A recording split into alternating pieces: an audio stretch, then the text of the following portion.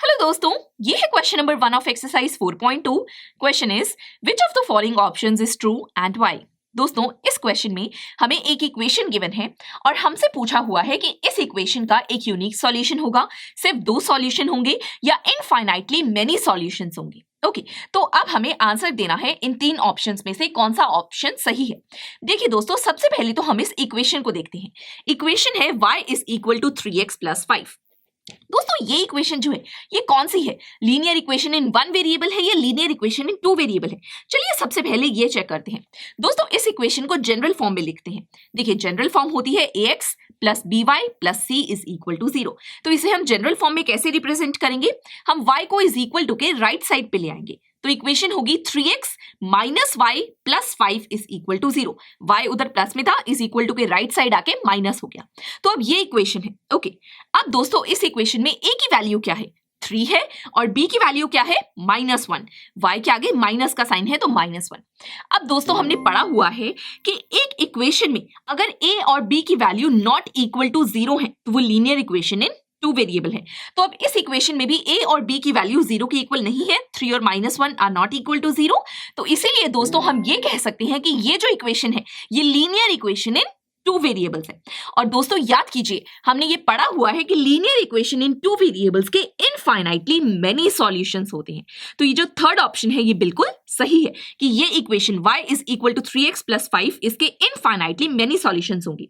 दोस्तों हमने कह तो दिया कि इनफाइनाइटली मेनी सॉल्यूशंस होंगे। चलिए इसे प्रूव करके भी देखते हैं। देखिए 2-3 सॉल्यूशन निकालते हैं इस इक्वेशन के और देखते हैं कि सॉल्यूशन आते हैं या नहीं।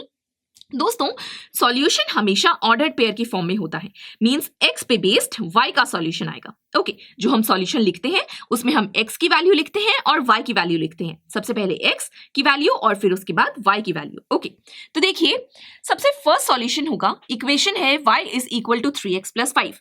हम कोई भी x की वैल्यू ले लेंगे और y की वैल्यू फाइंड आउट करेंगे। ओके, इस तरह से हम सॉल्यूशंस फाइंड आउट करेंगे। देखिए सबसे पहले हम x को मान लेते हैं 0, x की वैल्यू 0 ले लेते हैं। तो देखिए इक्वेशन होगी y is equal to 3 multiply 0 plus 5। अब दोस्तों 3 मल्टीप्लाई 0 इज 0, 0 प्लस 5 इज 5। तो y की वैल्यू हमारे पास आ गई है 5। तो अब देखिए x की वैल्यू हमने क्या ली थी? 0, तो हम सबसे पहले लिखेंगे 0, y की वैल्यू क्या आई है? 5, तो हमने लिखा 5। तो एक सॉल्यूशन हमने फाइंड आउट कर लिया इस इक्वेशन का। अब इसी तरह सेकेंड सॉल्यूशन फाइंड आउट करते हैं।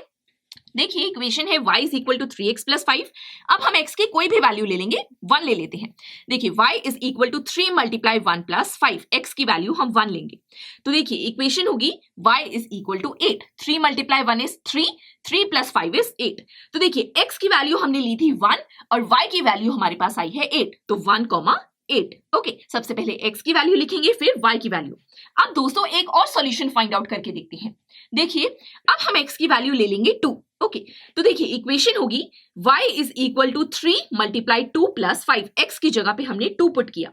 Okay, 3 multiply 2 is 6, 6 plus 5 is 11। तो y की वैल्यू हमारे पास आ गई 11। तो सॉल्यूशन होगा x की वैल्यू क्या ली थी हमने 2, y की वैल्यू क्या आई है 11, तो 2,11।